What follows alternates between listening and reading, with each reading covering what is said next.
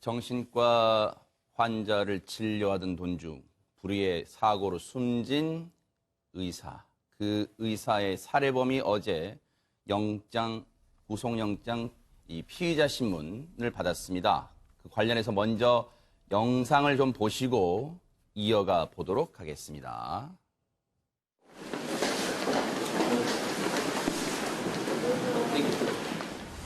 범행 저지른 이유 뭐예요? 계획된 범행이셨나요? 도구는 어디서 구하셨나요? 범행 저지른 이유 뭐예요? 피해자를 직접 만난 적이 있는 건가요? 범행 저지른 이유 만한 게 있으신가요? 흉기 언제 준비하셨습니까? 들어갈게요. 유가족들에게 한 말씀 하세요. 교수 이전에 만나본 적 있으십니까? 어우, 다쳐요.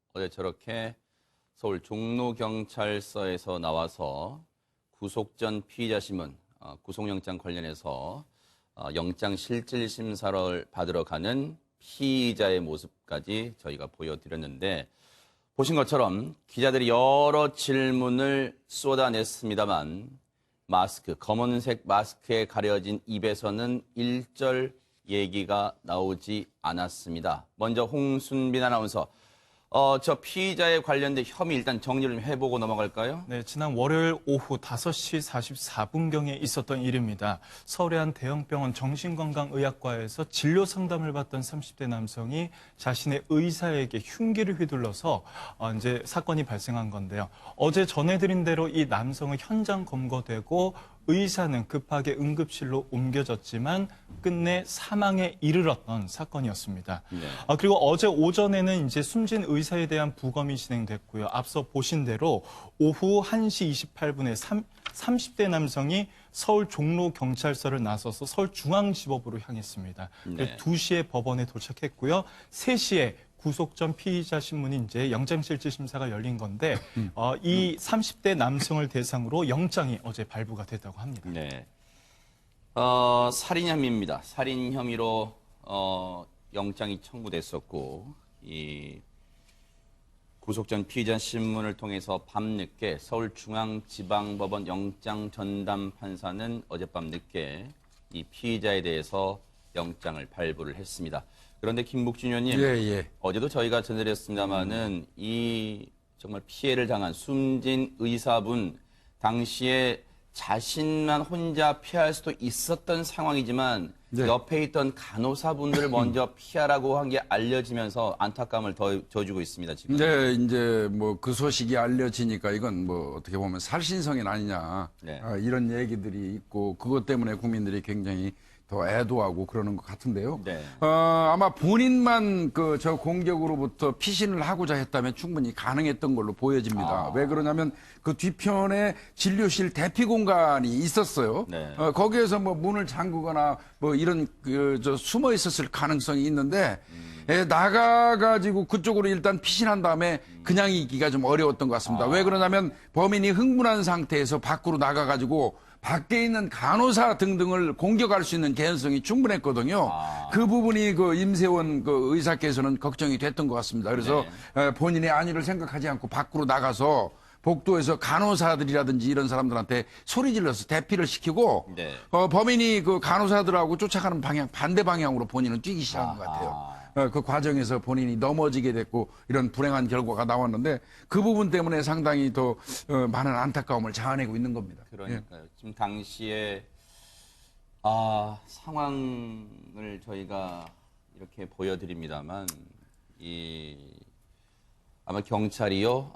참 이런 말씀 송구합니다만 당시에 사건이 범행이 어떻게 벌어졌는지를 아마 언론에는 CCTV를 공개를 한 것 같아요. 취재 기자들의 어떤 이 당시 상황 이해를 돕기 위해서요. 그래서 지금 언론 보도에는 CCTV를 토대로 당시에 어땠는가 하는 기사들이 나오고 있는데 실제 영상은 제공하지는 않은 것 같아요. 일단 기자들에게 이 사건의 이해를 돕기, 상황 이해를 돕기 위해서 CCTV는 보여준 것 같은데 취재 기자들 얘기를 들어보니까 조금 전에 김복준 의원님 말씀처럼 간호사분들 피해를 막으려고 자신에게 이 피의자를 유인합니다. 임세원 교수가. 그래서 간호사와 반대 방향으로 임세원 교수는 뛰었고요. 결국 이 임세원 교수를 쫓아와서 피의자 박모 씨는 흉기를 휘둘렀고 응급실로 옮겨진 임세원 교수는 끝내 우리 곁으로 돌아올 수가 없었습니다. 그런데 김복준 의원님, 예, 예. 어제도 저희가 이 얘기를 했습니다만 이 사람 범행은 현장에 잡혀서 인정했습니다만 범행 동기가 여전히 불분명합니다. 어떻습니까 지금? 범행 동기 관련돼서는 아마 뭐 수도 없이 이 질문이 있었고 하는데도 함구하고 있었던 것 같습니다. 네. 그런데 이제 다만 그 얘기는 있었죠. 현장에 신고를 받고 출동한 경찰한테 내가 찔렀으니까 수갑을 채워라. 네. 그렇게 얘기를 했다고 하거든요. 네. 그 이후에는 이제 말이 없다가 어제 실질 심사를 마치고 나오면서는 이 사람이 또 크게 소리를 한번 지른 것 같습니다. 뭐라고요? 내 머리에다가 폭탄을 병원이 심었다. 뭐 이런 식의 주장을 한 것 같습니다. 네. 그래서 이제 그 부분 때문에 뭐 이 사람의 어떤 그 심신 상태가 어떠했는지 네. 이런 부분들에 관심이 많은 거죠. 근데 최명기 원장님 지금 보세요. 앞서 저희가 보여드린 영상은 종로경찰서에서 영장실질심사, 구속전 피의자심을 받기 위해 나올 때 모습, 그리고 법원에 들어갈 때 모습 때는 묵묵부답 1절 얘기하지 않았잖아요. 그런데 영장심사를 마치고 다시 종로경찰서로 돌아갈 때 기자들이 물었을 때 앞서 보신 것처럼 자신의 머리에 병원 측에서 폭탄을 심었다 이런 발언을 했어요. 이게 사실일 리는 없잖아요. 이게. 네, 맞습니다.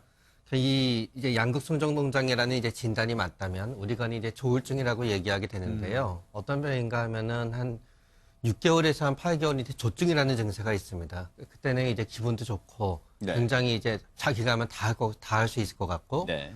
두세 시간만 자도 일을 해도 거뜬하고 네. 돈도 굉장히 많이 쓸 수도 있고 네. 말도 굉장히 많아지고 생각이 끊임없이 좋은 생각이 납니다. 네. 근데 그게 지나간 후에는 이제 우울증이 오게 되는데요. 네. 한 1년 정도 우울증이 오게 되는데 그때는 이제 반대가 됩니다. 이제 집에서 꼼짝도 하지 않고 네. 밤에는 못 자고 하루 종일 이제 잠만 자고 네. 아무것도 할 수 없고 그런데 문제는 뭔가 하게 되면은 양극성정동장애 우울증일 때는 보통 우울증과 다르게 네. 망상이나 환청이 동반하는 경우가 가끔 있어요. 아하. 그러다가 보니까 이 환자분이 이제 양극성정동장애 우울증에 빠지게 되면서 망상 같은 게 생긴 게 아닌가 이제 추측해 보게 돼요. 그 망상 중에 하나가 자기 머리에 폭탄이 있기 때문에 그게 이제 엄청나게 될 수도 있고 터질지도 모르고 그런 다음에 현재 본인은 우울증이기 때문에 말도 하지 않고 네. 생각도 할 수 없는 건데 본인은 아마 이렇게 생각할 수도 있는 거예요. 내가 목소리를 크게 내거나 얘기를 많이 하게 되거나 네. 그래서 주위에서 뭔가 문제가 생기면 실제로 내 머릿속에 폭탄이 터질지도 몰라. 네. 그러니까 평소에는 가급적 말을 하지 않다가 네. 본인도 너무너무 답답할 때 한번 소리 지르고 네. 그 다음에는 본인의 지금 피해망상 때문에 거의 말을 안 하고 있는 상태일지도 몰라요. 아하. 그런데요, 지금 경찰 얘기가 밥이나 물을 지금 유치장에 있을 텐데 이제 구속이 됐습니다. 구속영장은 발부됐고 밥이나 물을 거의 먹거나 마시지 않고 밤에는 잠도 안 자고 서성거렸대요. 그리고 자신의 얼굴을 보고 싶으니까 자신이 나오는 자신의 그 범행 내용이 나오는 뉴스를 틀어달라는 요구를 하기도 했답니다. 정말 이런 얘기를 들으면 유족분들 정말 어이가 없을 테고 시청자분들, 국민분들도 정말 어이가 없을 텐데 그런데 박영주 변호사님 이 임세원 교수를 아끼는 많은 동료 의사들 그리고 주변 분들은 이 청천벽력 같은 소식에 애도의 물결이 또 이어지고 있다면서요. 예, 우선 그 의사들의 애도의 물결이 계속해서 이어지고 있고 네. 특히나 이제 대한의사협회를 통해서 크게 두 가지의 좀 의견을 전달하고 있습니다. 뭘까요? 그 임 교수님의 이제 그런 죽음이 헛되지 않도록 우리가 반드시 기억을 해야 될 것인데요. 네. 첫 번째로는 이번 사건은 이제 예고된 비극이었다. 네. 응급실뿐만 아니라 의료기관 어디서든 강력범죄가 일어날 수 있는 그런 상황이었다라고 그러네요. 하고 있고 실제로 응급 의료 방해 신고 건수가 한 해 900건에 육박을 할 정도로 현재 응급실 같은 경우는 이미 안전 사각지대라고 하고 있고요. 그렇게나 많아요? 예, 그리고 두 번째로는 이제 이번 사건으로 인해서 정신질환자에 대한 막연한 오해나 사회적 편견을 강화하는 계기가 되어서는 안 된다라는 이야기를 하고 있는데 네. 임 교수님 역시 그 생전에 우울증을 겪었던 환자의 입장이기도 아하. 하셨다고 하고 네. 본인이 의사였음에도 불구하고 많은 그 사회적인 낙인을 겪었다고 합니다. 따라서 이번 사건으로 인해서 환자에 대한 어떤 편견이나 오해를 갖는 그런 계기가 되어서는 안 된다고 또 이야기를 하고 있습니다. 사실 홍순빈 아나운서 유족분들의 마음은 정말 오죽합니까? 동료들도 이렇게 애도를 하는데 유족분들을 정말 하루아침에 정말 이 사랑하는 가족을 잃은 유족분들의 마음은 오죽할까 이런 생각도 해봅니다. 네, 이 숨진 임 교수의 여동생이 얘기를 들어볼 수 있었는데 그 와중에 또 다른 환자들이 혹시나 피해를 입지 않을까 하는 이 마음을 썼던 것 같습니다. 네. 환자들이 사회적 낙인 없이 치료받을 수 있는 환경이 조성되길이라는 말을 남겼고요. 그리고 이제 오빠에 대해서도 굉장히 바쁜 사람인데도 2주에 한 번은 멀리서 부모님과 식사를 했고 네. 평소 아이들을 너무 사랑하던 오빠였다라고 얘기를 했다고 합니다. 고 임세원 교수를 아끼던 동료 의사, 선후배들도 안타까운 마음을 얘기하고 있는데요. 그 얘기 들어보시고 이어가 보도록 하겠습니다. 워낙 학생 때부터 사람을 살리는 일을 하고 싶어 했습니다. 자기는 이제 마음과 머리로 할 수 있는 정신과를 하겠다고 해서 정신과 의사가 됐었고요. 네, 앞으로 저희 환자를 볼 때 병원 자체 내에서도 뭔가 그런 대책들, 또 위험에 대한 대책이 좀 마련이 되어야 될 것 같고, 사회에서도 의사들이 환자를 보면서 이렇게 어려움을 겪는다는 걸 좀 잘 알아주시고, 다시는 이렇게 진료를 하면서 의사가 이런 피해를 입지 않도록 다 같이 사회적으로 노력을 해야 될 것 같습니다. 앞서 동료 교수들도 마찬가지고 고 임세원 교수의 여동생분도 그런 걱정을 하셨잖아요. 이번 사건으로 반드시 이제 피의자가 법의 심판을 받아야 합니다만 그와는 별도로 사회에 있는 어떤 정신과 치료를 받는 환자들이 사회로부터 낙인 찍지 않도록 낙인 찍힘을 당하지 않는 게 더 중요하다 이런 말씀을 해주셨는데 굉장히 조심스러운 질문이긴 합니다만 최명기 원장님도 사실 이번 사건이 좀 남의 일 같지 않다 이런 생각도 하실 것 같아요. 어떻습니까? 네. 특히 우리 선생님께서는 되게 적극적으로 진료를 하시고 마음이 따뜻한 분이셨기 때문에 특히나 이렇게 좀 어려운 환자분들도 마다하지 않고 많이 진료하셨던 것 같아요. 네. 그러시다가 보니까 또 이런 어려움으로 그게 이제 이어지게 됐었던 것 같고요. 네. 그래서 진짜 귀감이 되시는 선생님이셨고, 네. 저도 이렇게 요 사건을 이렇게 보고 또 언론에 나오는 얘기를 들으면서 네. 진짜 저도 앞으로도 더욱더 진료를 열심히 해야 되겠다. 또 그런 생각을 저도 하게 됩니다. 그러니까요. 이러다 보니까요, 글쎄요, 박성배 변호사님, 이게 사후 약방문식이 될 수도 있겠습니다만 지금 이른바 임세원법을 만들자 하는 움직임이 일어나고 있다면서요. 그 대한신경정신학회가 고 임세원 교수 장례식 마무리되는 대로 이른바 임세원법 제정에 나설 계획인데요. 임세원법은 크게 두 가지입니다. 첫 번째는 의료진 보호를 위한 조치 정비인데 네네. 정부는 이미 진료실 내 대피통로 마련, 비상벨 설치, 보안요원 배치뿐만 아니라 안전병동, 예전에는 폐쇄병동이라고 했죠.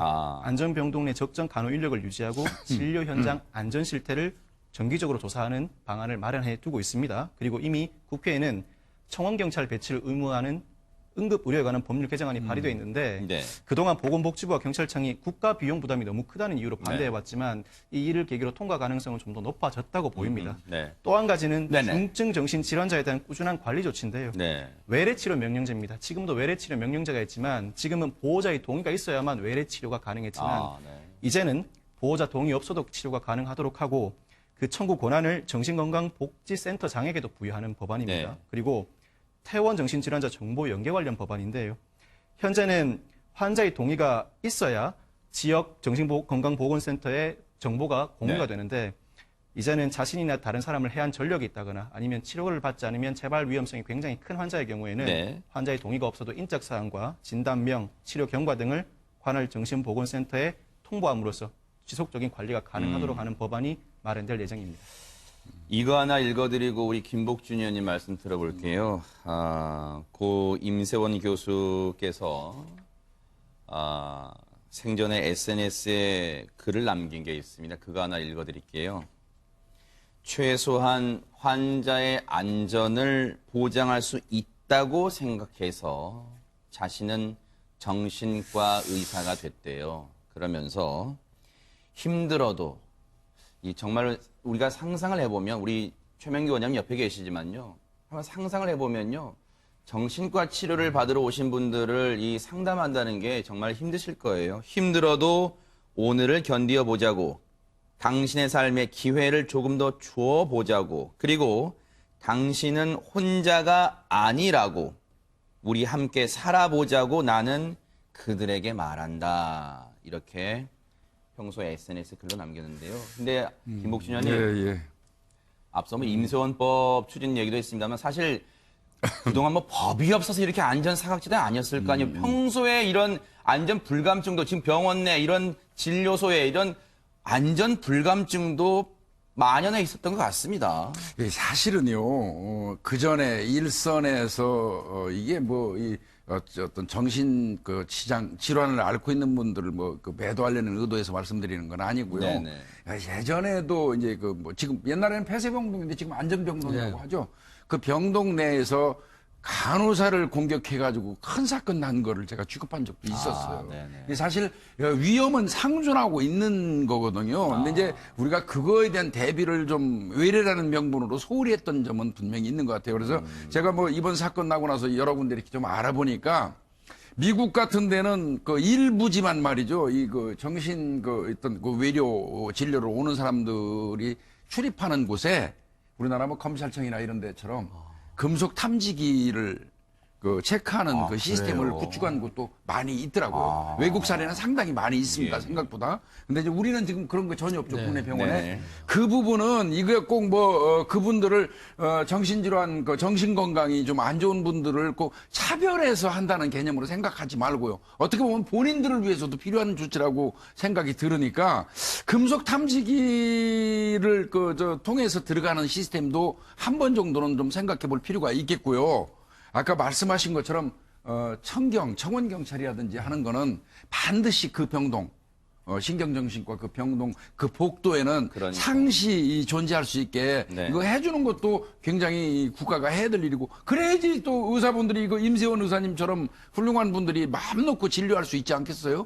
그래서 그런 시스템도 좀 이제는 생각해야 될 때가 되지 않았나 싶습니다. 임세원 교수의 유족분들이요. 이 피의자를 강력 처벌해달라 이런 목소리를 내는 게 아니라 오히려 우리 사회에 정신과 치료를 받는 환자들이 낙인 찍힘을 당하지 않도록 해달라, 이게 중요하다고 말하는 게 오히려 우리들을 더 숙연케 하는 것 같습니다. 고 임세원 교수의 명복을 빌겠습니다.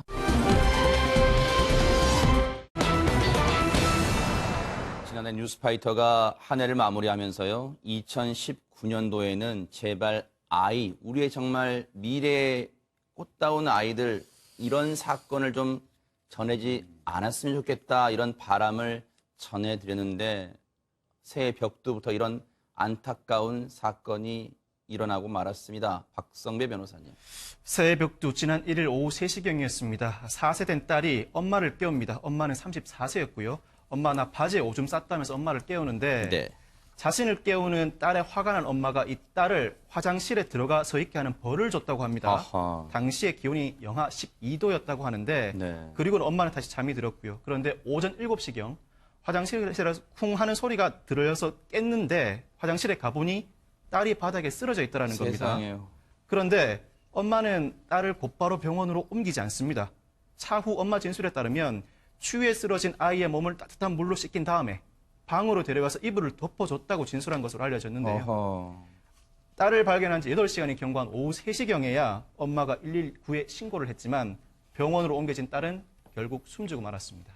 참 진짜 이거 말이 안 나옵니다. 박영주 변호사님, 아이가 지금 4살이에요? 아니, 바지에 실수할 수도 있는 거잖아요. 그런데 이 아이가 새벽 3시에 엄마 나 바지에 오줌 쌌어요 한다고 이 아이를 그 추운 날 영하 12도까지 떨어진 날 아이를 화장실 방치래요 문 걸어 잠그고 예, 정말 믿기 어려운 내용인데요. 사실 이 애완동물한테도 이렇게까지는 안 하겠다는 생각이 들 정도로 참혹한 내용인데 사실 아이가 4살이기 때문에 충분히 새벽에 바지에 오줌을 쌀 수 있는 나이였습니다. 그럼에도 불구하고 이제 자는 엄마를 깨워서 오줌을 쌌다고 이야기를 하니까 화가 나서 그 영하 12도가 되는 그 추운 날 화장실에 가둔 건데요.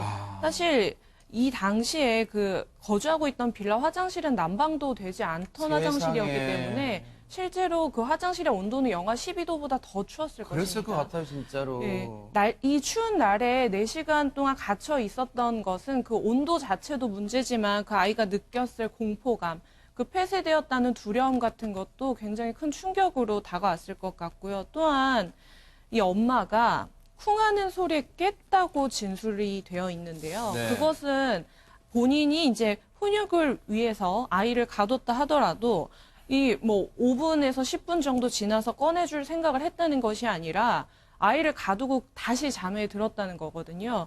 이것은 어떤 핑계를 댄다 하더라도 그러니까요, 이게. 훈육이라는 범위에 포함될 수 없는 행동이고 이게 말이 됩니까 진짜. 네, 정말 아이가 얼마나 고통스러웠을지 상상도 되지 않습니다. 이 빌라 화장실이 난방이 안 되는 곳이었대요. 온도계로 재면 영하 12도지만요. 그 체감 온도란 게 있잖아요. 아이가 욕실, 화장실 타일 그 차갑디 차가운 바닥에 맨발로 서 있었으면 그 체감 온도는 어땠을까요, 최명기 원장님? 그러니까 아이가 결국은 그 화장실이 너무너무 추웠기 때문에 계속 서 있었던 거예요. 못 앉아있고. 네, 왜냐하면 앉아있거나 누워있으면 더 추우니까요. 네. 그렇게 계속 서 있다가 나중에는 아이가 날씨가 떨어지게 되고 거의 추위로 인해서 의식을 잃게 되면서 쓰러지게 된 거죠. 네. 그런데 아마 이 엄마의 진술은 진실일 수도 있고 거짓일 수도 있으나 만약에 처음에 이제 그래도 사실을 좀 얘기하고 있다고 가정하게 되면은 아마 쓰러지자마자 봤을 때는 머리에 본인이 봤을 때는 뭐 피를 흘리긴 흘렸겠지만 본인이 평소에 생각해 엄청나게 많은 피를 흘리진 않았기 때문에 그런 다음에 아이가 이제 얘기도 하고 하기 때문에 괜찮다고 눕혔을 수도 있지요. 이 엄마의 진술이 사실이라면. 네. 그러나 문제는 뇌출혈은 서서히 진행되거든요. 뇌 속에서. 아하. 그러니까 오후 7시가 돼서 본인도 이 엄마가 자다가 다시 일어나서 봤을 때는 의식이 없었을 수도 있으나 네. 저는 그럴 가능성보다는 아이가 일단 상처가 있지만 그 이전에 학대가 이루어졌다고 가정하게 되면은 아이를 병원에 데리고 가게 되면은 어떻게 될까 망설이다가 그렇죠? 아이의 상태가 굉장히 안 좋아졌으니까 갔을 가능성도 있었고요. 네. 더 생각하기 싫은 거는 네. 사실은 7시에 쿵 했을 때 이미 우리 아이는 의식이 없고 상당히 위중한 경우이고 어쩌면 사망에 준하는 상태였을지도 모르지만 네. 정신이 멍해지면서 어떻게 내가 내 죄를 갖다 감출까 생각하다가 뒤늦게 결정했을 가능성도 있어요.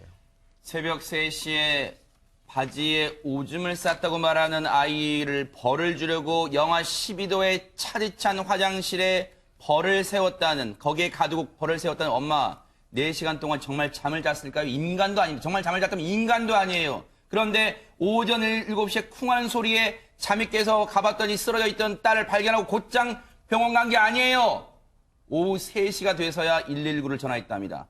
결국 이 딸은 안타깝게도 숨을 거두고 말았습니다. 국립과학수사연구원의 부검 결과가 나왔는데요. 그 얘기 한번 들어보시고 이어가 보도록 하겠습니다. 3시쯤에 의식이 없는 걸 확인하고 뭐 우왕좌왕했겠죠. 이제 오후 3시 40분. 처방에 신고는 그 시간대라 그러더라고요. 그렇구나. 건강지 받아가지고 별거 중이었어요. 혈종이 일단 머리 대부분을 차지해요. 왜냐면 충격이 한 방에 한 곳에만 하는데 전두부 후두부 다 있으니까.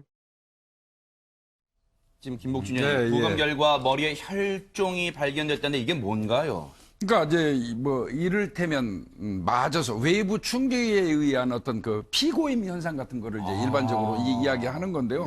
멍 같은 것도 이제 유사하게 보기도 하는데 지금 저는 이 엄마가 이야기하는 게 이치에 안 맞아요. 왜요? 3시에 세워놓고 7시에 쿵 하는 소리를 들어서 데리고 와가지고 뜨거운 물로 씻기고 집안에 놨다 이렇게 얘기했는데 그렇다고 하면 아이가 넘어졌을 때 다칠 수 있는 저 장소, 신체 부위는 한 군데로 해야지 맞잖아. 그런데 지금 얘기를 부검, 1차 부검 결과를 보면 네. 머리, 전두부, 앞머리, 뒷머리, 후두부, 이 전체, 머리 전체에 어떤 혈종이 있었다 하면 네. 이거는 제가 판단할 때는 단지 이번 사건으로 이 아이가 다친 것 같지는 않아요. 평소에 학대의 가능성도 충분히 있어 보이고요. 네. 그리고 무엇보다도 여기 전문가 계시지만 네. 사실은 4살 먹은 아이가 잠자다가 소변을 옷에다 봤다.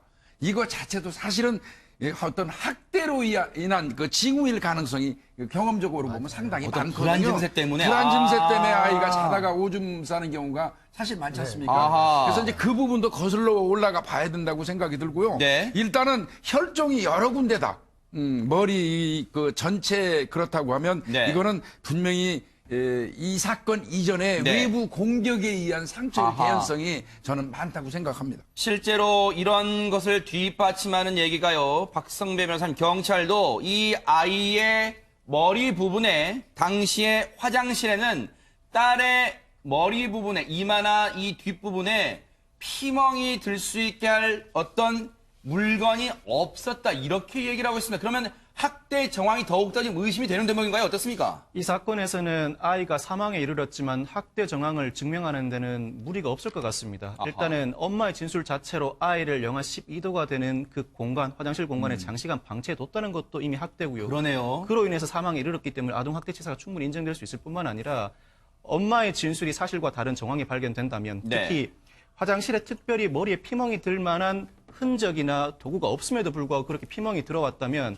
이번 사건, 네. 적어도 이번 사건이 아니더라도 그동안의 학도로 인해서 사망에 이르렀다고 충분히 추정할 수 있기 때문에 네. 이 사건에서는 아동이 사망에 이르러 직접 진술을 못했다고 하더라도 네. 아동학대치사가 충분히 인정될 만한 사안이라고 아하. 볼 수 있습니다. 그런데 박영주 변호사님, 이 아이의 엄마의 진술을 100번 양보해서 믿는다 쳐요. 7시, 오전 7시에 쿵 하는 소리를 들었을 때 그때 곧장 병원으로 옮겼다면 아이가 숨지는 것은 막을 수 있지 않았나 이런 생각도 해봅니다. 아무래도 본인은 우선 아이가 그렇게 쓰러져 있는 것을 보고 놀랬던 것 같습니다. 그래서 아이의 우선 건강 상태를 걱정하기보다는 우선 자신이 이렇게 저지른 일을 어떻게 하면 좀 숨길 수 있을까를 걱정하면서 좀 네. 골든타임, 좀 아이를 살릴 수 있었던 시간을 좀 놓쳤던 것으로 보입니다. 네. 그런 생각이 안 들 수가 없을 거예요. 아마 시청자분도 아마 그런 생각 하실 거예요. 그 엄마의 말을 100% 정말 100번 양보해서 믿는다 쳤을 때 그런 생각이 들 거예요. 하루아침에 이 정말로 사랑스러운 딸을 잃은 가족들의 마음 얼마나 황망할까요? 그 얘기 한번 들어보시고 이어가 보도록 하겠습니다. 황당한 거 아니에요. 지금 한창 이뻐할 나이인데 한창 뛰어놀고 어제도 따같이 밥 한 끼도 못 먹고 있어요 지금. 저하고는 전화도 자주 하고 내가도 둘이 싸우면 내가 그래도 자기 편 들어줬어요. 우리 아들 편 안 들어주고. 나는 이게 나는 일인 줄만 생각을 했어요 진짜로. 우리 친구들도 그렇고 지인들도 나한테 이제 전화들이 많이 와요. 아니 난 따져보고 싶어요. 가서 수갑차가 나올 때 내가 따져보고 싶어요. 진짜로. 왜 그랬냐고 내가 따져보고 싶어. 이 지금 할아버지 입장에서는요, 숨진 아이가 정말 사랑스러운 손녀딸이었잖아요. 하루아침에 이 사랑스러운 손녀를 잃은 할아버지 지금 말문이 막혀서 앞서 마지막 얘기 들으셨죠? 이 며느리, 한때는 며느리였던 이 사람한테 따져보고 싶다는 거, 왜 그랬냐고, 대체 왜 그랬냐고 따져보고 싶다는 거 아니에요. 그런데 박성배 변호사님, 여기서 궁금증이 있습니다. 당시에 집에는 이 딸과 엄마만 있었는데 그럼 아빠는 없었던 거예요, 당시에? 아빠는 없이 별거 상태라고 합니다. 그래서 아하. 이 엄마가 9세, 6세, 이번에 숨진 딸, 4세 딸까지 세 아이를 홀로 돌보고 와 있었다는 것인데 평소에 엄마는 텔레마케터로 근무를 하는데 세 아이를 보기에는 경제적으로 곤궁했다고 알려지고 있습니다. 네. 그래서 엄마가 이 사건 이후로 경찰에 진술한 내용이 돈이 없어서 병원에 데려가지 못했다라고 진술을 하고는 있습니다. 네. 그런데 혼자서 아이 셋 보는 거 굉장히 힘든 일인 줄은 저도 잘 압니다만 그 체벌할 사안도 아닌데 체벌 방식이 4세 된 딸을 화장실에 장시간 방치해두고 본인은 잔다. 새벽 시간에. 그건 정상적인 훈육의 범위를 넘어서거든요. 네. 그렇게 했을 때는 이건 순전히 제 추정입니다만 네. 아이에 대한 불만이 분명히 존재했을 것이고 아하. 그 아이에 대한 불만은 지금 별거하고 있는 남편에 대한 불만이 투영된 것 아닌가라는 아하. 추정을 해볼 수 있겠습니다. 제 추정이긴 네. 합니다만. 그래서 정상적인 훈육의 범위를 넘어선 이례적인 행동이기 때문에 네. 그 범행 동기에 대해서는 충분히 따져봐야 될 필요가 있지 않나 싶습니다. 네. 최명규 원장님, 이 엄마라는 사람 돈이 없어서 병원 데려가지 못할 정도인데 이렇게 아이 셋을 키우면서 경제적으로 힘든데도 왜 그렇다면 남편과 별거하면서도 아이를 혼자 키우려 했을까요? 일종의 이제 집착에 해당되는 부분인데요. 이제 아이가 부모에 대해서 가지는 감정은 우리가 애착이라고 합니다. 뭐 네. 애착 형성이 잘 돼야 된다고 하듯이. 그러나 또 어떤 의미에서 부모도 자녀에 대해서 가지는 감정이 있거든요. 그러니까 내가 이제 아이를 잘 키우건 못 키우건 간에 내가 데리고 있어야 되는 거지, 때리더라도 내가 때리고 학대를 하더라도 내가 학대를 해야 되는 거지, 내 손에서 놓을 수 없다는 감정이 있었을 수 있고요. 그런 다음에 결국은 이 아이가 있음으로 인해서 결국은 많은 엄마들이, 많은 엄마들이 이런 경우에는 여성 중에 일부는 재결합에 대한 환상을 버리지 않습니다. 아하. 아이를 데리고 있지 않으면. 그런 다음에 또 이런 경우가 있어요. 지금은 이 아이의 아버지가 형편이 안 좋아서 생활비도 제대로 주지 못하고 그러고 있더라도 나중에는 또 양육비나 생활비에 대한 희망이 있을 수 있고요. 마지막 경우는 만약에 이 여성이 현재도 텔레마케터로 요번에 일주일, 2주일 사이에도 일했는지 안 했는지 모르게 근무라는 의미가 선제 근무라는 의미인지 원래 직업이라는 의미인지 모르겠으나 본인이 우울증이 있는 경우에는 기능이 다른 거예요. 아하. 우울했을 때는 이 아이를 못 키워요. 네. 그러나 6개월에서 1년 있다 저절로 우울증이 나오면은 봄, 여름, 가을까지는 좀 괜찮은 엄마인 거예요. 그러다가 보면은 본인은 괜찮을 때의 본인만 생각하고 본인이 우울해서 못 키울 때 아이를 갖다 내놓지를 않는 거예요. 하하.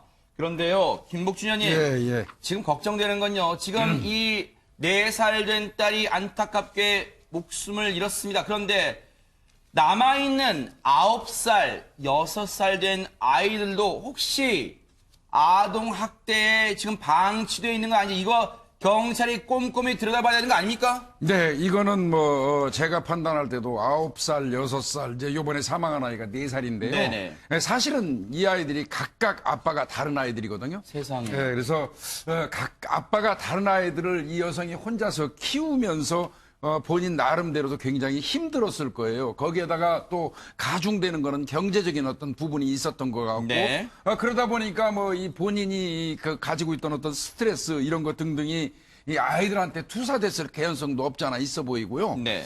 이번 기회에 아마 이제 경찰은 제가 좀 나름대로 알아보니까 그 두 아이들, 9살, 6살 아이들도 평소에 학대를 당했던 걸로 일단 그 얘기가 나오거든요. 예. 그래서 또 이번 사건 같은 경우는 엄밀히 얘기하면 그 아이들은 목격자나 이게 될 수 있어요. 그러네요. 이 아이 사망과 관련해서. 네네. 그래서 그 아이들을 아마 이제 아동 심리 전문가들을 대동해 가지고 아마 그 아이들을 대상으로 해서 그동안 그들이 학대 당한 것도 따져보고 또 이번 사건에 이 아이가 사망에 이르게 된 경위도 알아보고 하려고 하는 것 같습니다. 아하. 경찰이요. 이 4살 된 딸의 이 억울한 죽음을 요만큼이라도 그나마 원한을 달래주려면요. 반드시 이번 사건에 명명백백하게 밝혀내 주시기를 기대를 해보겠습니다.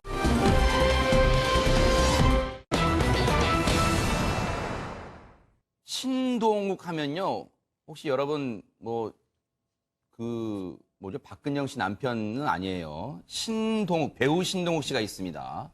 배우 신동욱 씨가 송사에 휘말렸다고 하는데 바로 가족관 관련 송사라고 합니다. 어떻게 된 일일까요? 홍순빈 아나운서. 그렇습니다. 배우 신동욱 씨가 친할아버지에 대한 효도 사기 논란에 휩싸였습니다. 한 매체에 따르면 이 신동욱 씨의 친할아버지가 손자를 상대로 효도 사기를 주장하며 법정 공방을 벌이고 있다고 하는데요. 네.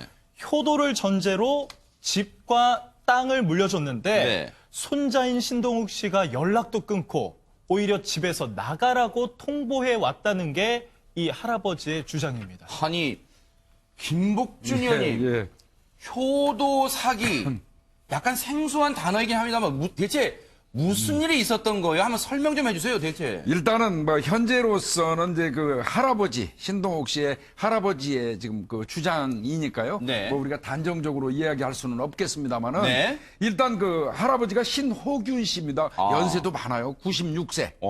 연세도 많으신데 네네. 이분의 이야기인즉슨 지난해 7월에 네. 그 작년 7월에 경기도 여주에 있는 자택에서 본인이 거주하고 있는데 두 달 안에 집을 비우라는 통고서를 받았다는 거예요. 근데 그 통고서인즉슨 손자인 그 신동욱 씨의 그 연인, 그 신동욱 씨가 식이질환을 앓고 있잖아요.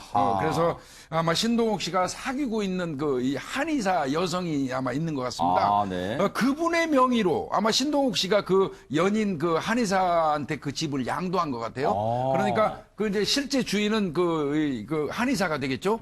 그분이 이제 이 할아버지한테 집을 비우라고 두 달 안에 비우라는 이 통보가 왔다. 그런데 이제 그게 화가 난다. 이제 이런 얘기인데 얘기인즉슨 사실은 이제 이 그 신호균 할아버지 같은 경우는 신동욱 씨가 앞으로 임종까지 지켜보면서 본인을 잘 모시겠다는 어떤 일종의 효도계약 같은 거를 하면서 그 집과 더 나아가서는 대전 쪽에 있는 땅까지 신동욱 씨한테 양도를 했더니 잘 모시기는커녕 연인한테 집을 넘겨주고 그 연인으로 하여금 나를 나가라고 통고서를 날렸다. 이렇게 괘씸한 일이 있을 수 있느냐. 이런 내용의 이제 그 주장을 하고 계시는 거죠. 일단 박성배 변호사님, 지금 김복준 의원님 말씀처럼 아직까지는 신동욱 씨의 친할아버지의 주장이긴 합니다만 이게 사실이라면 이게 엄청난 파장, 충격을 줄 것 같아요. 엄청난 파장을 줄 만한 사안이니까 신동욱 씨 측이 사실상 즉각적으로 반응을 내놨습니다.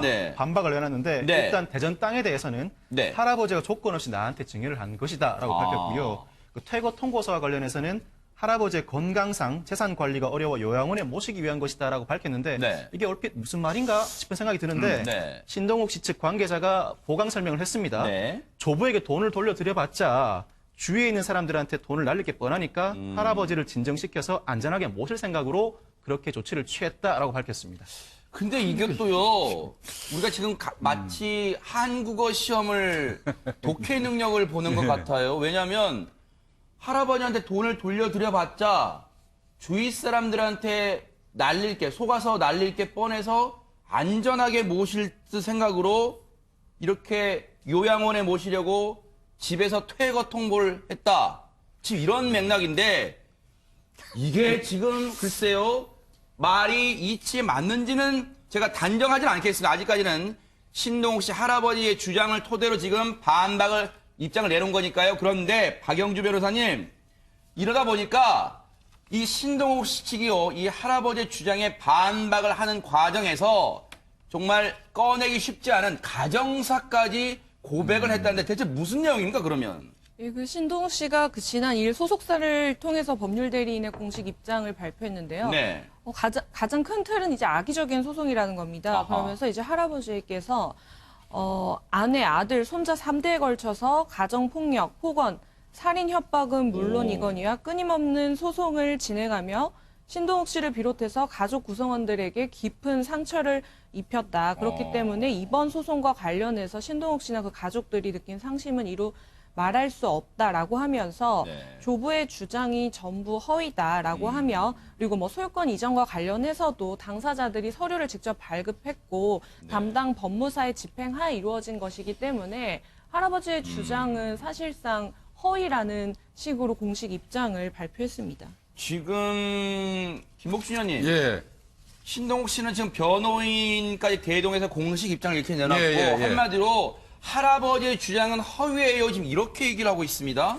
그러니까 저는 이 부분은 그 기획사에서 이야기한 게 뭐 어떤 의미로 얘기했는지 모르지만 할아버지하고 어떤 분쟁 관계가 있다 해가지고 어떻게 보면 사생활적인 측면이 있는 거예요. 예전에 있었던 가정폭력 관련된 거를 공포하는 것 자체가 과연 이게 좀 타당한가, 이 부분은 좀 따져볼 필요가 있겠고요. 그 다음에 이제 할아버지한테 돈을 돌려주지 않는 이유는 할아버지가 이웃들한테 그냥 돈 다 뺏길 것이 우려된다, 예상된다. 이거 짐작이거든요.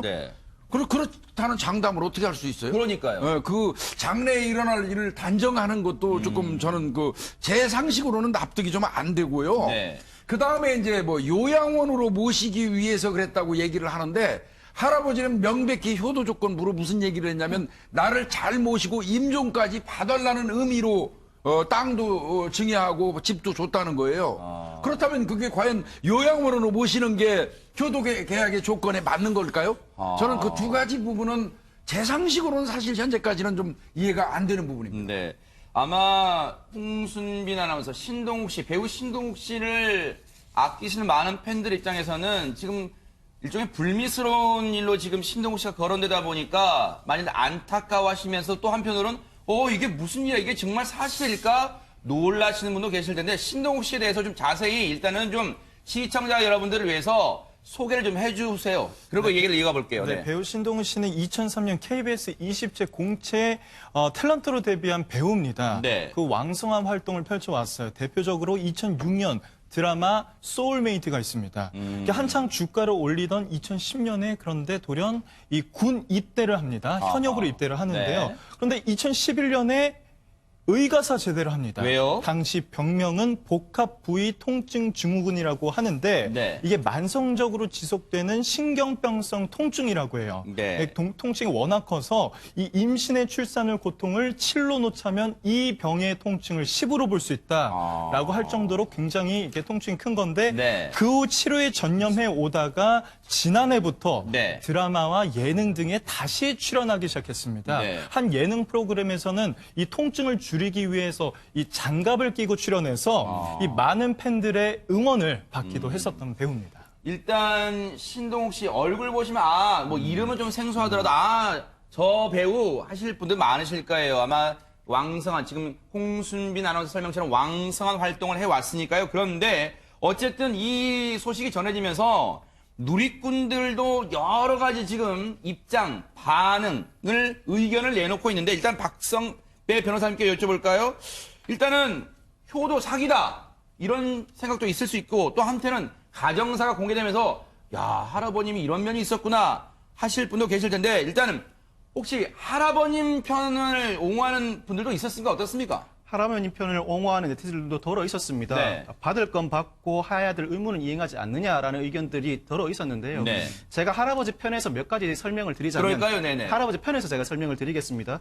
주장하시는 것은 크게 두 가지입니다. 첫 번째는 부양해야 될 의무를 이행하지 않았다는 것. 네. 두 번째는 무권리자의 처분행위라는 건데 먼저 증여는 해제할 수 있는 사유들이 있습니다. 부양 의무 있는 자가 그 부양의 의무를 다하지 않았을 때는 증여를 해제할 수 있는데 이거는 부동산을 넘기기 전이고요. 네. 이미 넘겨버리면 해제를 못합니다. 그래서 흔히 체결하는 게 부담부 증여라 그래서 계약서에 나를 잘 모시길 바란다. 그 조건으로 이 부동산을 넘긴다라고 계약서를 쓰는 경우가 많습니다. 네. 그런데 이 사건에서는 명시적인 계약서를 안 쓴 것 같아요. 이러니까 서로 상방이 공방을 하는 것이죠. 그러면 네. 정황으로 판단할 수밖에 없는데 특히 요즘 같은 시대에 아들과 딸도 아니고 손자에게 상당히 거액의 재산을 일거에 넘긴다는 건 사실 이례적입니다. 네. 아무런 조건 없이 넘긴다는 게 오히려 이례적이고 네. 본인을 부양해달라는 의사가 없었다고 보기가 힘든 정황이 있습니다. 그래서 네. 이 점에 대해서는 신동욱 씨 측이 적절하게 잘 입증을 해야 될 것으로 보이고 네. 또 한 가지가 대전 땅의 경우에는 15,000평 토지 중 2,500평만 넘겨주기로 했는데 전부를 다 넘겨받았다는 거거든요. 이게 무권리자 처분행위라 그래서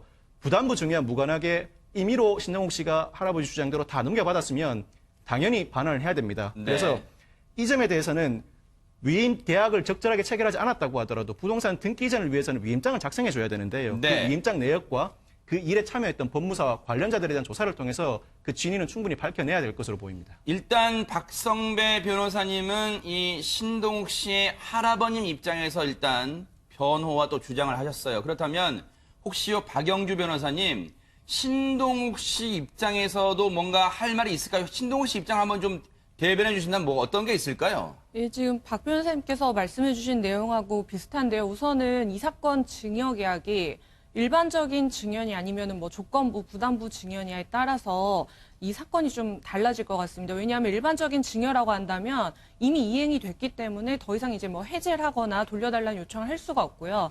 그렇기 때문에 부담부 증여, 즉 효도를 전제로 해서 나를 부양할 것을 전제로 해서 증여를 했다라고 주장을 하시는 것 같은데 네. 지금 이것이 입증이 되기 위해서는 일반적으로는 계약서가 작성이 됩니다. 근데 이 사건 같은 경우는 계약서가 작성이 안 된 것 같고 네. 이른바 효도계약서를 말씀하시는 거예요? 예, 예. 아. 그렇다면 그러니까 단순한 증여 계약서가 아니라 효도를 전제로 증여를 한다라는 계약서가 있어야 되는데 네. 현재 상태에서는 그 계약서가 없는 것 같고요. 하하. 단순히 이 효도를 할 것을 믿고 준 것과 계약의 내용으로 포함시키는 것은 다른 것이기 때문에 계약의 내용으로 포함시켰다는 것을 할아버지 측에서 입증을 하셔야 되는데 지금 그것이 좀 힘들어 보이는 그런 상황으로 보이고 가사 이게 이제 부담부 증여, 효도 계약이 맞다라고 인정이 된다면 실제로 효도가 이루어졌는지 이루어지지 않았는지가 문제가 될 텐데요. 네. 지금 신동욱 씨 입장을 보면은 네. 그 할아버지를 뭐 부양하지 않겠다라는 뜻이 아니라 고령의 나이고 지금 96세라고 하시니까 굉장히 편찮으신 나이고 또한 그 신동욱 씨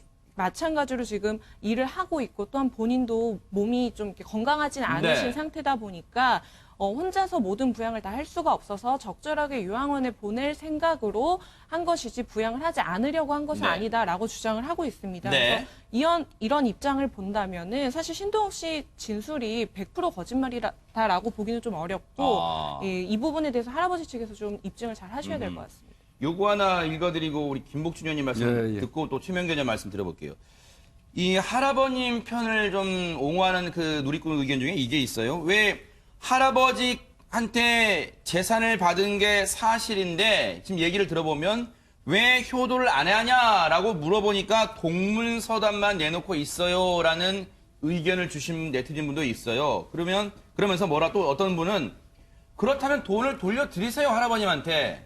그렇게 사이가 안 좋았던 할아버지였으면 안 받고 안 주면 되지 돈을 왜 받은 건가요? 라는 질문도 주신 분도 있는데 이거 어떻게 받을까요? 일단은요, 아까도 제가 말씀드렸지만 할아버지잖아요. 네.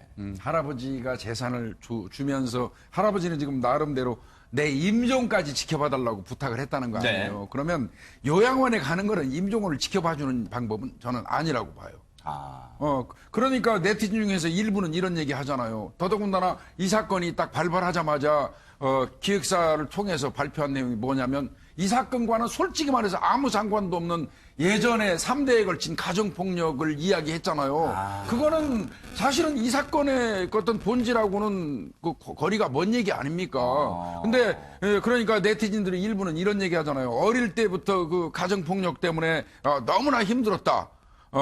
효도는 그래서 못한다. 그렇지만 재산은 받겠다.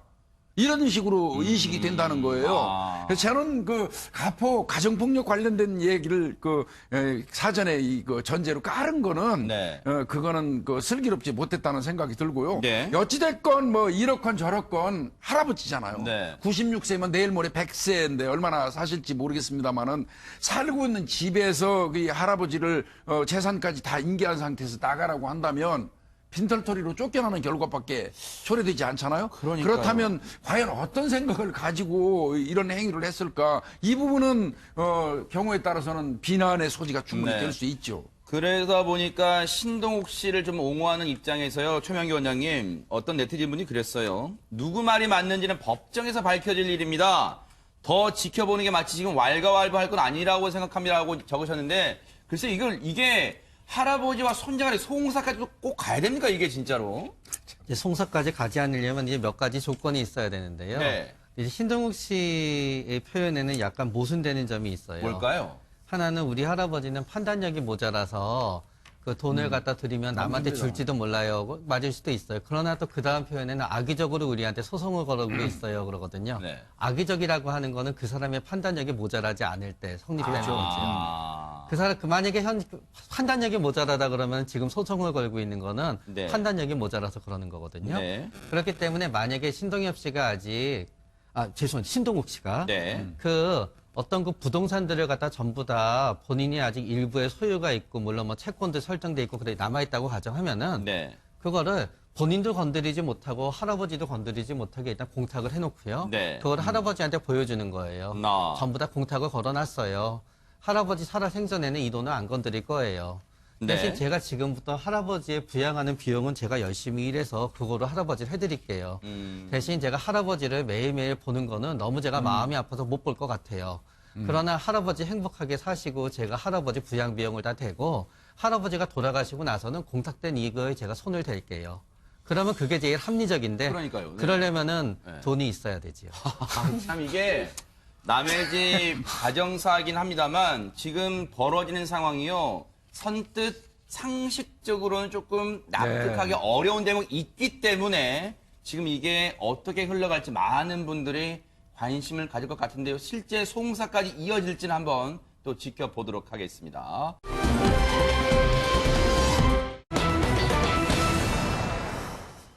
예전에 참 뭐랄까요 안타깝게 엊그제 작고 한 그 봄, 여름, 가을, 겨울의 전태관 씨 있죠. 그 봄, 여름, 가을, 겨울 노래 중에 10년 전 일기를 꺼내요라는 뭐 제목이 있습니다. 저도 좋아했던 노래인데 그런데 40년 전 여자친구 번호를 꺼내요라는 지금 상황이 들어맞는 일이 벌어졌다고 합니다. 박성배 변호사님.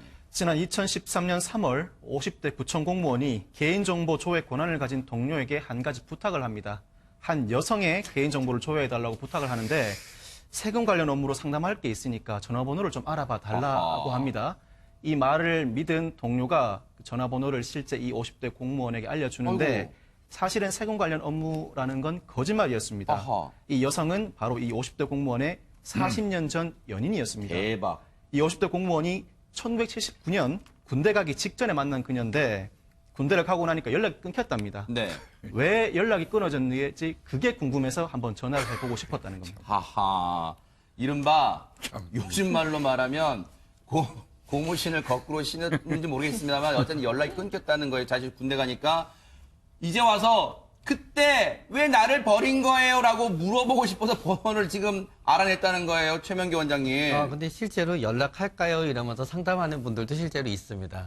근데 보통 그런 경우를 보면 몇 가지 경우가 있는데요. 네. 현재가 너무 불행해서 그래요. 자, 너무 힘든데 우리 아내는 너무너무 나를 이해해주지 못하고 그러니까 네. 환상을 가지는 거예요. 아우, 그때 우리 아내랑 결혼하지 않고 네. 이 여성이랑 결혼했으면 어떻게 됐을까? 아하. 두 번째는 이제 별거하거나 처음 이혼하신 분들이 그런 경우가 있는데요. 그러나 이제 별거나 이혼을 하는 이유 중에 어떤 불륜 같은 건 없으셨던 분이에요. 그러나 현재 다른 여성이 있지는 않잖아요. 그럼 머리에서 딱 떠오르는 게 과거에 본인이 제일 좋아했던 여성이에요. 그러다가 보니까 이제 그거로부터 이제 다른 여성을 만나는 시작을 하게 되는 거고요. 네. 막상 이렇게 만나보거나 사진 보거나 연락된 다음에 네. 아우 옛날이랑 많이 바뀌었어. 그럼 이제 다른 여성을 사귀기 시작하세요. 아하. 근데 여기서 일단 이거 먼저 하나 짚고 갈 것 같아요. 박영주 변호사님, 진짜로 세금 관련 업무 상담으로 만약에 번호를 알아냈다면 그건 불법이 아닙니까 혹시? 이 개인정보보호법에서 처벌 규정 두고 있는데요. 네. 우선은 업무상 타인의 이제 개인정보를 이용을 해야 되는 사람만 처벌 대상인데 네.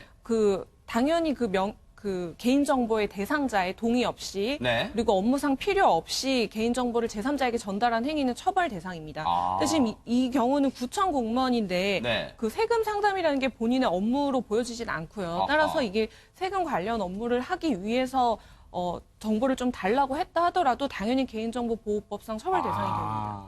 그러니까요. 이 자체는 일단은 불법이라는 걸 일단 짚고 넘어갑니다. 일단 이 자체도 불법이에요. 무슨 이유든 간에 어쨌든 동의 없이 제3자의 번호를 주는 건 불법이에요. 그런데 박성배 변호사님, 이제 번호를 알아냈어요.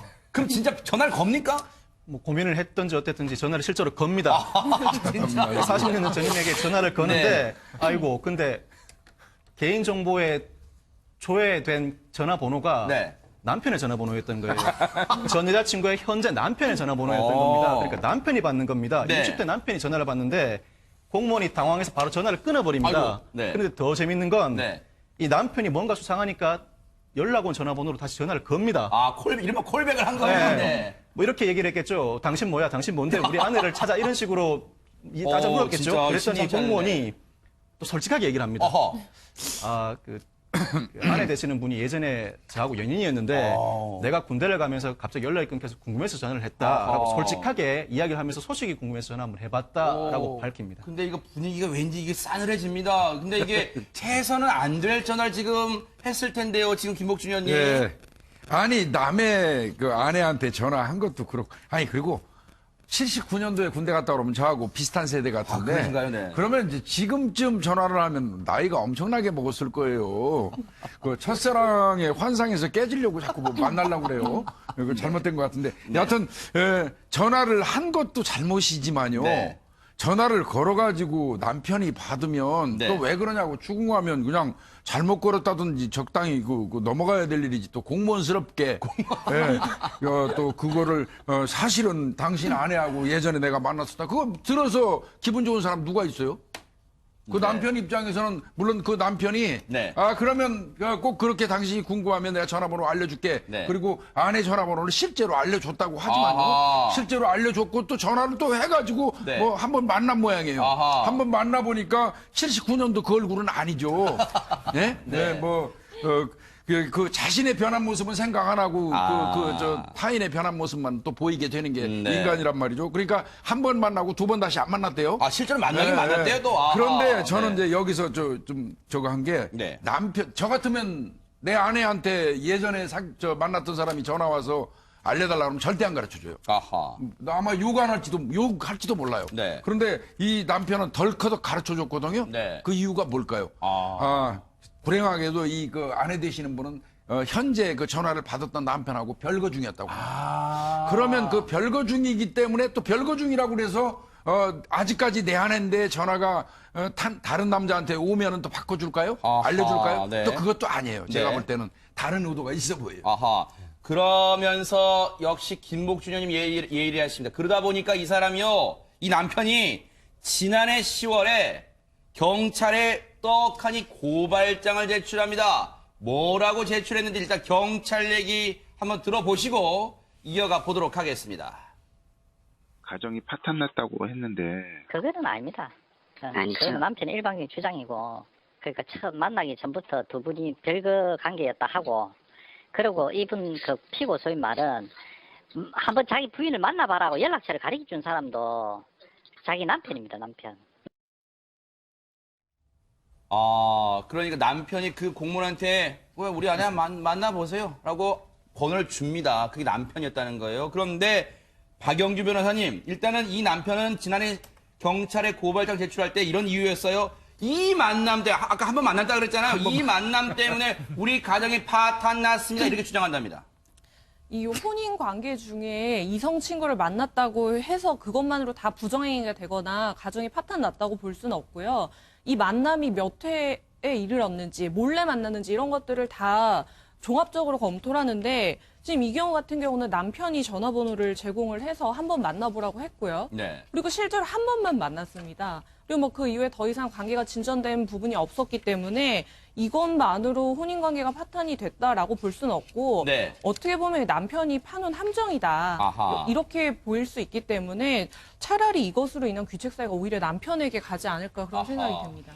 일단은 한 번 만나고 연락 안 했어요. 그런데 일단 남편은 이 두 사람 만남 때문에 가정 파탄 났다 했는데, 일단은 박성배 변호사님, 이 부분은 누가 처벌받고 누가 지금 처벌 안 받고 지금 혹시 가려질 수 있습니까? 지금 이 부분은 복잡한 게 얽혀 있습니까? 어떻습니까? 남편이 고발을 했기 때문에 경찰이 수사를 진행하고 있습니다. 결국 네. 남편의 고발로 인해서 이 사건이 드러나게 네. 된 건데, 남편이 아내로부터 어떻게 전화번호를 50대 공무원이 알게 됐는지 전해 들었거나, 아니면 50대 공무원이 갑자기 전화가 왔다면 개인정보보호법 위반의 소지가 있을 것이다, 본인 추측을 근거로 고발을 한 것 같습니다. 네. 그러니까 일반인 개인정보를 빼내서 연락을 한 혐의, 개인정보보호법 위반으로 아하. 이 50대 공무원은 불구속 입건된 상태인데, 네. 정당한 이유 없이 개인정보를 제공하거나 제공받는 건 모두 5년 이하의 징역 또는 5천만 원 이하의 벌금에 처해지고요. 아하. 또 경찰 관계자는 개인정보를 조회한 동료가 누군지 밝히지 않고, 네. 또 조회 이력도 남아있지 않아서 동료를 처벌할 수 없다고 하는데, 아하. 밝혀지면 처벌 가능성도 충분히 있습니다.